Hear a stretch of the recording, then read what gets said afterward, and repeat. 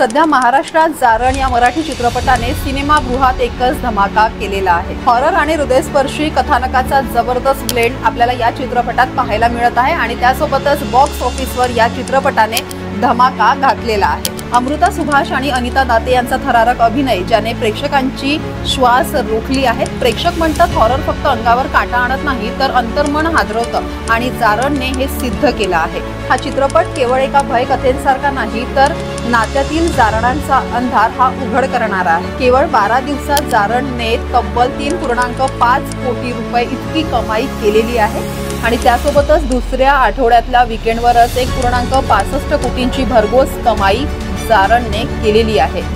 आणि या चित्रपटासाठी बुक माय शो सारख्या प्लॅटफॉर्मवर महाराष्ट्रातील विविध ठिकाणी तिकीट सहज मिळत आहे। तुम्ही पाहिलेला आहेत का जारण? जर नाही तर नक्की पहा, कारण जारण हा चित्रपट तुमच्या मनात नक्कीच घर करणार आहे।